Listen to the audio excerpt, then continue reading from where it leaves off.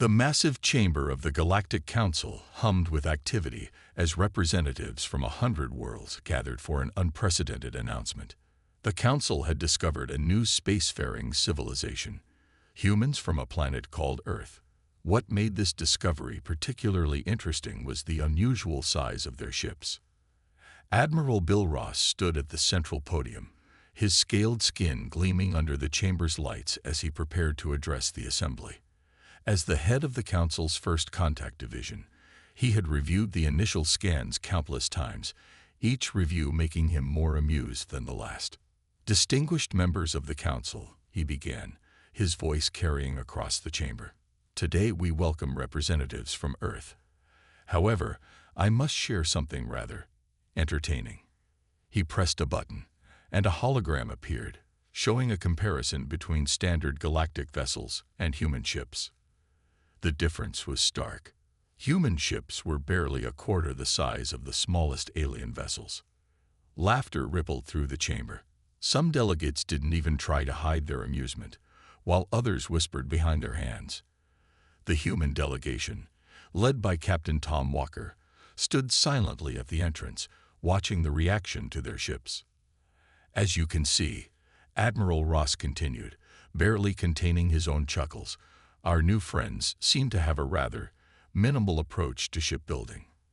Their largest vessel would fit in the cargo bay of our smallest transport ship." More laughter followed. A delegate from the warrior race of the Burning Suns actually fell out of his seat, clutching his sides with mirth. Captain Walker stepped forward, his face neutral but his eyes sharp. He was a tall man by human standards, though still shorter than most aliens present. His clean-cut appearance and crisp blue uniform stood in stark contrast to the ornate robes and natural armor of the alien delegates. "Thank you for the warm welcome, Admiral," Walker said, his voice steady and clear. "We understand our ships might seem unusual to you. However, we have our reasons." "Oh, please do share," Admiral Ross said, wiping tears of laughter from his eyes. "We could all use more entertainment today." Walker looked around the chamber, making eye contact with various delegates. "In human history, we learned that bigger doesn't always mean better.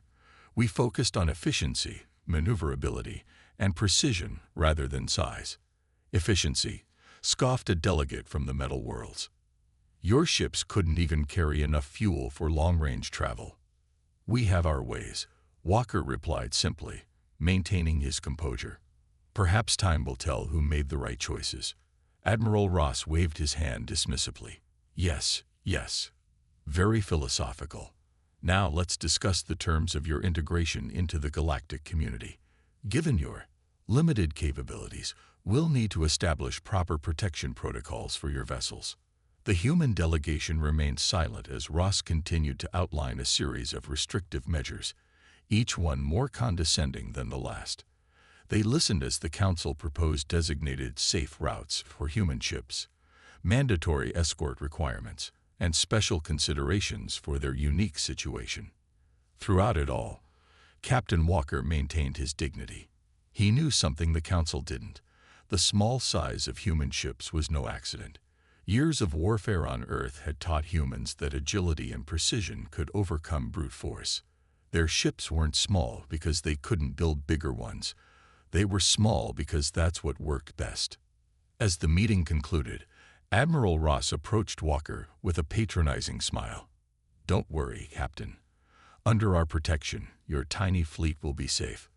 Walker smiled back, but the smile didn't reach his eyes. "That's very kind of you, Admiral.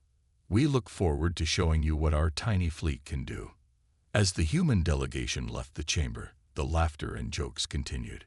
None of the Council members noticed the quiet confidence in the human steps or the knowing looks they exchanged. They had faced mockery before, throughout their history on Earth. And time after time, those who laughed first often learned painful lessons later.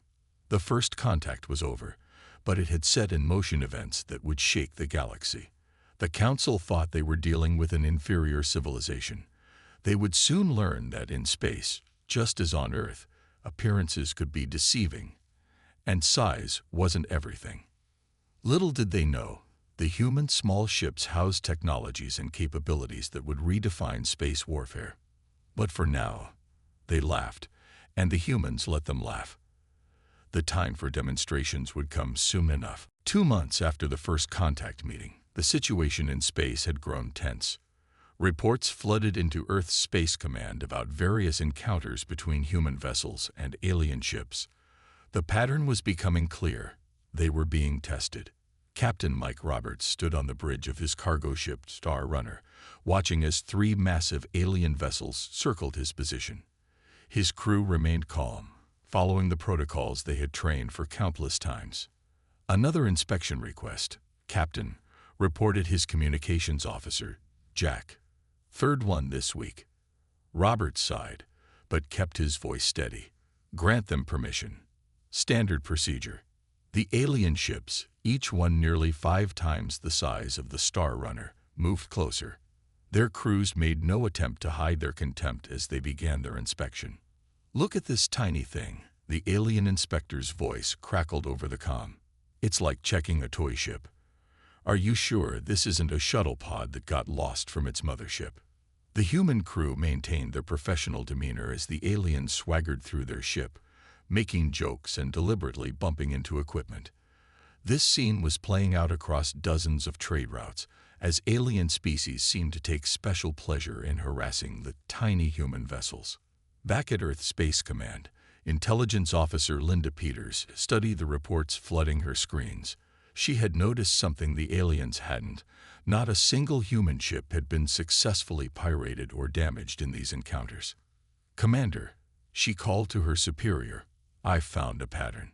Commander Bill White approached her station, his experienced eyes scanning the data. "Show me." "The aliens are testing our response times, our maneuverability, our defensive capabilities," Linda explained, highlighting various incidents. "But they're so focused on mocking our ship size, they're missing crucial details." She pulled up a series of reports.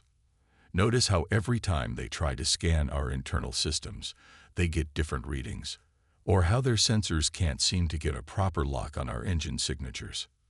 White nodded slowly. "They think we're primitive because we're small. They're not even considering that we might be advanced in other ways." The situation continued to escalate. Reports came in of alien pirates, specifically targeting human trade routes, considering them easy prey. Yet somehow, these pirates never seemed to succeed in their attacks. Human ships would simply get lucky and slip away, or the pirates would find themselves experiencing unexpected technical difficulties. One particular incident caught everyone's attention. A group of notorious space pirates attempted to ambush the human transport Northern Star. The pirate ships, massive and heavily armed, surrounded the much smaller human vessel. "Surrender your cargo, tiny human ship," the pirate leader demanded.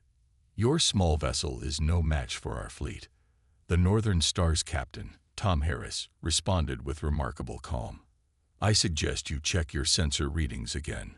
The pirates laughed, but their amusement turned to confusion when their targeting systems suddenly couldn't lock onto the human ship. Before they could react, the Northern Star executed a series of maneuvers that should have been impossible for a ship of any size. The pirates left empty-handed and more than a little confused. In a secure meeting room at Space Command, military leaders discussed these events. "They're getting bolder," Commander White noted. "The harassment is increasing." "Let them," Linda replied. "Every encounter gives them false confidence while revealing their own capabilities to us. They're so convinced of our inferiority, they're not even trying to hide their technical specifications or tactical procedures." The commander smiled grimly. "How long before they realize their mistake?" "They won't," Linda said, "not until it's too late. They're too busy laughing at our ship size to notice we're analyzing every scan, every encounter, every tactical movement they make." As the meeting concluded, reports arrived of a new development. Several alien species were forming a coalition, apparently aimed at putting humans in their place. Commander White read the report with a calm that would have surprised their alien observers. Humanity had faced bullies before, throughout their history. They had learned long ago that appearing weak could be an advantage, especially when you weren't weak at all. The aliens thought they were dealing with primitive newcomers who built small ships because they didn't know any better. Soon, they would learn why humans had chosen this path, and the laughter would stop. The massive alien coalition fleet dropped out of faster-than-light travel at the edge of human-controlled space. Their ships, massive constructs of metal and energy, filled the void like floating cities. At the head of the fleet was the flagship, Star Crusher, 17 kilometers of weaponry and armor commanded by Fleet Master Rex. "Look at their pitiful system defenses," Rex sneered, studying the tactical display. "A handful of those tiny ships scattered around their home world. This will be even easier than we thought." His communications officer activated the long-range transmitters. The ultimatum they were about to deliver had been agreed upon by all 17 species in the coalition. It was time to put these upstart humans in their place. The message blazed across space. "To the leaders of Earth and all human colonies, your presence in the galaxy has been deemed inadequate. Your technological inferiority, as demonstrated by your miniature vessels, poses a risk to established trade routes and military protocols. You have 2 standard galactic hours to surrender unconditionally. Failure to comply will result in immediate military action." At Earth Space Command, the mood was different than the aliens might have expected. There was no panic, no rushed evacuation, no desperate pleading. Instead, the human leadership calmly enacted a plan they had prepared for months. Commander White stood before the assembled fleet captains, his expression serious but confident. They'd finally shown their hand. "All ships, assume formation Delta. You know your positions." The human fleet, those same ships that had been mocked across the galaxy, moved with precision. Their formation made the alien observers laugh even harder. They were spreading out so far that the gaps between ships seemed ridiculous. "Are they trying to run away?" Rex laughed, watching the human ships scatter. "No, wait. They're just spreading themselves so thin we can pick them off one by one." How thoughtful of them. The 2-hour deadline approached. The alien coalition's confidence grew with each passing minute. Their sensors showed no significant power buildup in the human ships, no massive weapon systems charging, no reinforcements arriving. Just before the deadline expired, Earth transmitted its response. It was so brief that the alien command staff thought there must be some mistake. The message simply read, "Come and see." Rex slammed his fist on his command console. "Insolent primitives. All ships, battle formation. We'll show them what real space warfare looks like." The coalition fleet moved forward, their massive ships arranging themselves in traditional attack patterns that had won countless battles across the galaxy. Their weapon systems powered up, creating an energy signature that would have terrified any normal opponent. But as they closed in on the human fleet, something strange began to happen. Their targeting systems started reporting odd errors. The small human ships seemed to flicker on their sensors, appearing and disappearing seemingly at random. "What's happening?" Rex demanded. "Why can't we get a solid lock?" His tactical officer worked frantically at his station. "Sir, there's something wrong with our sensors. These readings, they don't make sense. The human ships are giving off energy signatures that keep changing." In space, the human fleet remained eerily calm. Their small ships held position, waiting. Years of development, testing, and preparation were about to be put to the test. Captain Walker's voice came over the fleet-wide channel. "All ships, remember your training. They expect us to fight like they do. Let's show them why size really doesn't matter." The alien coalition ships pressed forward, their massive weapons charging. They still outnumbered the humans by a significant margin, and their ships were still far larger. Surely, they thought, sheer firepower would overcome whatever tricks these primitives were playing. Rex gave the order. "All ships, open fire. Let's end this farce." But as the massive alien fleet unleashed its first volley, something happened that would change the galaxy's understanding of space warfare forever. The human fleet's response would demonstrate why they had chosen to build small ships and why being underestimated could be the greatest advantage of all. The breaking point had arrived, and the real battle was about to begin. The galaxy was about to learn why humans smiled when others laughed at their tiny fleet. The void of space lit up as thousands of energy weapons from the alien coalition fleet fired simultaneously. The massive barrage of plasma bolts, laser beams, and particle weapons created a deadly light show that seemed certain to annihilate the small human ships. Watch closely. Rex commanded his bridge crew. This is what happens when primitives challenge real spacefaring civilizations. But something impossible happened. As the wave of destruction approached the human fleet, their tiny ships moved. They didn't just evade, they danced. Each vessel shifted position with precision that defied the laws of physics as understood by the alien coalition. Not a single shot hit its target. Impossible. Rex slammed his control panel. Nothing can move that fast. Nothing. The human ships weren't just avoiding the attacks. They were moving in ways that should have torn them apart. Their acceleration and maneuverability exceeded anything the aliens had ever seen. Captain Walker's voice crackled across all frequencies, calm and clear. Now it's our turn. All ships, execute Pattern Omega. The human fleet suddenly accelerated, their small size allowing them to reach speeds that would have ripped the larger alien ships to pieces. They moved in perfect coordination, weaving between the massive alien vessels like schools of fish around ocean predators. "Sir," Rex's tactical officer shouted in panic, "we can't track them. The targeting computers can't keep up with their movements." The human ships began their attack runs. Unlike the broad energy weapons of the alien fleet, their weapons were precise and focused. Small, concentrated beams sliced through the alien ship shields as if they weren't there. "How?" Rex demanded as damage reports flooded in. "Their weapons are tiny compared to ours." The answer became clear as the battle unfolded. The humans hadn't built smaller weapons, they had built smarter ones. Each shot was precisely calculated to hit weak points in shield geometry, targeting spots where the energy fields overlapped and created microscopic vulnerabilities. A massive alien dreadnought found itself harassed by 3 human ships, each no larger than its smallest auxiliary craft. The huge vessel's weapons couldn't track the smaller ships as they weaved in and out of its firing arcs. Its massive guns, designed to demolish targets kilometers wide, proved useless against opponents that could slit through gaps in their coverage. "All ships, tighten formation." Rex ordered desperately. "Don't let them get between our vessels."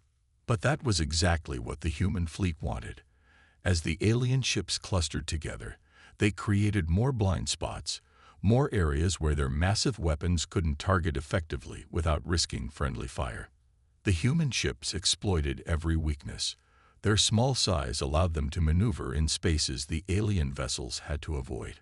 Their precision weapons struck with surgical accuracy, disabling weapons, shields, and crucial systems. "Sir," Rex's second-in-command reported, horror in his voice, "we've lost 30 ships already. They're using our size against us." The truth dawned on the alien commander too late. The humans hadn't built small ships because they were primitive. They had built them that way because they understood something fundamental about space warfare that the rest of the galaxy had forgotten in their race to build bigger and more impressive vessels. In the vacuum of space, mass was a liability. The human ships could accelerate and decelerate faster, change direction more quickly, and exploit angles of attack impossible for larger vessels. Walker's voice came over the comm again. "To all coalition ships, look at your tactical displays. Count how many of your ships you've lost. Count how many of ours you've even managed to hit. Still think size matters." The alien fleet's formation began to break. Some ships attempted to retreat, only to find the human vessels could easily outmaneuver them. Others tried to fight back, but found their weapons were too slow, too clumsy to target the agile human ships. Rex stared at his tactical display in disbelief. The tiny human fleet wasn't just winning. They were revolutionizing space warfare before his eyes. Every principle of combat he had learned was being proven wrong by these smaller, faster, more agile vessels. The first strike had been launched, and the galaxy would never be the same. All human vessels, execute Maneuver Sigma, Captain Walker commanded, his voice steady as his fleet continued their devastating attack on the alien coalition. The smaller human ships suddenly shifted formation, creating what looked like a spiral pattern in space. To the alien commanders, it appeared chaotic and random. But there was nothing random about it. Rex watched in horror as his mighty fleet continued to suffer losses. How? He demanded. How are they doing this?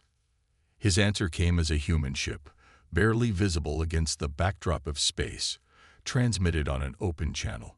The voice was calm, almost educational in tone. You see, there's something fundamental about physics that you've all forgotten. In space, bigger isn't better. It's just a bigger target.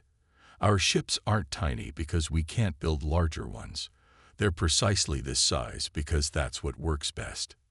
As if to demonstrate this point, 3 human vessels executed a series of maneuvers that would have torn larger ships apart.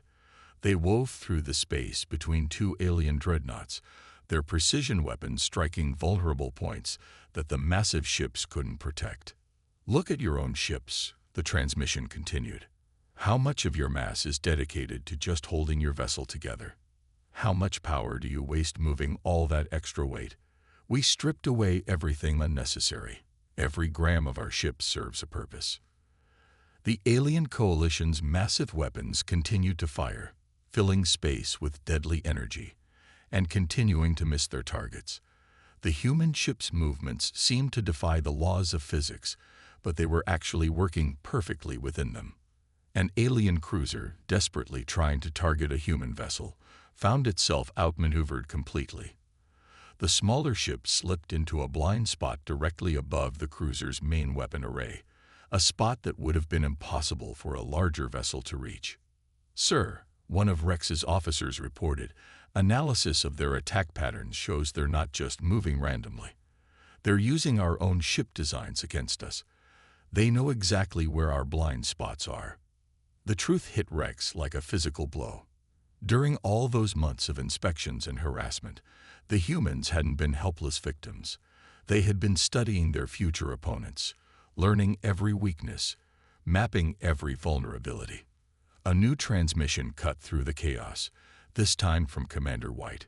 "We spent centuries on Earth fighting each other, learning that the most effective warrior isn't always the biggest. We applied those lessons to space. While you were building bigger ships, we were building smarter ones." The human fleet demonstrated this point by executing a series of coordinated attacks.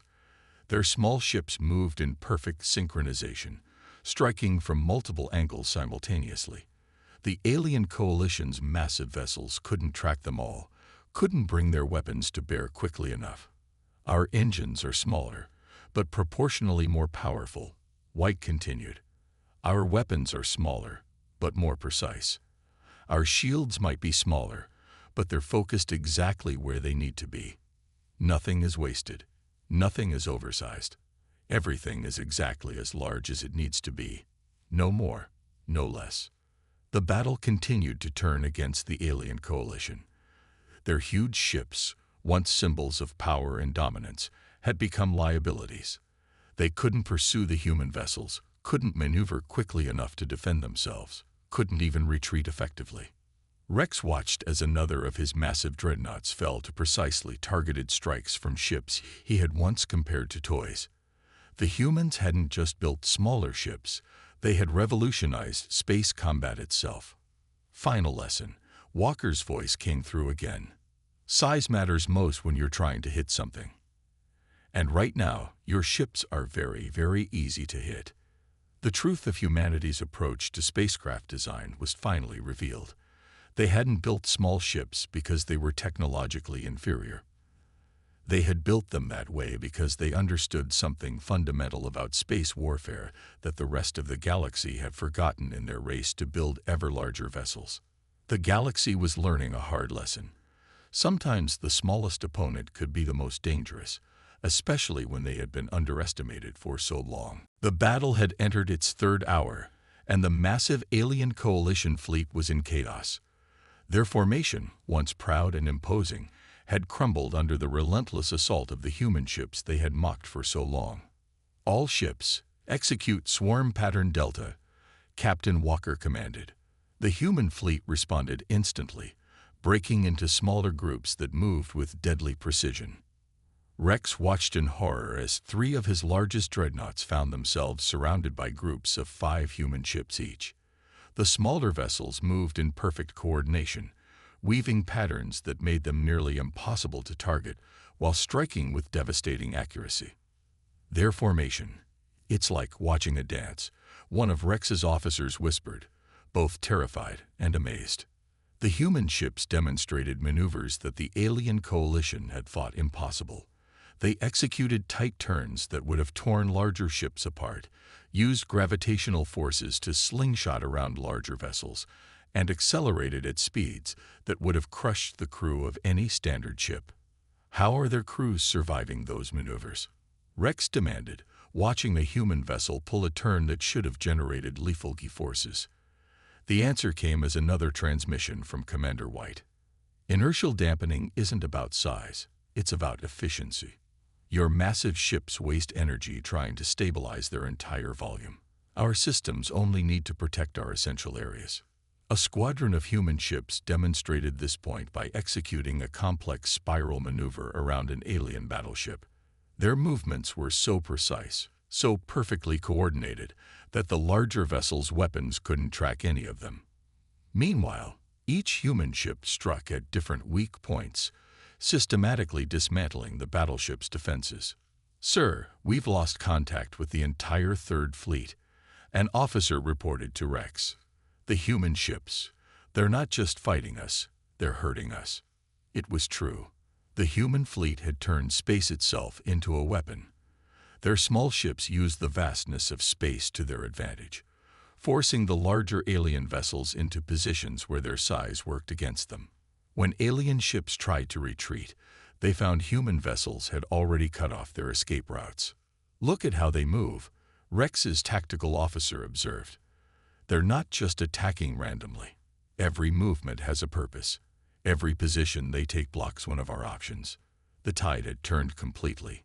The alien coalition, which had started the battle believing they would easily crush the primitive human fleet, now found themselves being systematically taken apart by an enemy they couldn't effectively fight back against. Walker's voice came through again. "You built your ships to dominate through size and power. We built ours to win." The human ships continued their relentless assault, moving like schools of predatory fish around their larger prey. They struck at engines, weapons, and shield generators with surgical precision. Each hit was calculated, each movement planned. "All ships, execute matrix formation," Walker commanded, and the human fleet suddenly shifted into a 3-dimensional grid pattern that seemed to trap several alien vessels in its center. Rex watched in disbelief as his mighty ships found themselves unable to maneuver without running into precise streams of human weapons fire. The smaller ships had effectively created a deadly maze in space. "Sir," his second-in-command reported, "we've lost over 60% of our fleet. The humans, they haven't lost a single ship." The remaining alien vessels tried to regroup, but their efforts were futile. The human ships were too fast, too agile, and too well coordinated. Every attempt to form a defensive position was countered before it could be completed. "We never needed bigger ships," Commander White's transmission cut through the chaos again. "We just needed smarter ones, and while you were laughing at our size, we were perfecting our tactics." The battle had become a demonstration of everything humanity had learned about space warfare. Their small ships weren't a sign of weakness. They were the product of centuries of warfare and scientific advancement, refined down to their most efficient form. As another massive alien dreadnought fell to the coordinated strikes of human vessels, the galaxy learned a painful lesson. In space combat, precision and agility could triumph over size and power. The tide had turned, and there was no going back. The battle ended not with a thunderous explosion, but with a simple transmission from Rex's flagship. "We surrender. Please, just stop." The remnants of the once mighty alien coalition fleet hung motionless in space, their massive ships now scared and damaged. Around them, the human vessels maintained their precise formations, their small size now a symbol not of weakness, but of calculated superiority. Commander White stood on the bridge of Earth's command ship, observing the aftermath. "All ships, stand down but maintain tactical positions," he ordered. "Captain Walker, prepare to receive their surrender delegation." The Galactic Council had hastily convened an emergency session. Admiral Ross, who had once laughed at the human ships, now sat silently as the battle recordings played before the assembled delegates. No one was laughing now. The massive council chamber, which had once rung with mockery of human vessels, was dead silent as they watched the footage. The precise maneuvers, the coordinated attacks, the perfect execution of tactics that had never been seen before. It was a revolution in space warfare. "We were wrong," Admiral Ross finally admitted, his voice heavy with humility. "We mistook efficiency for weakness. We confused size with power."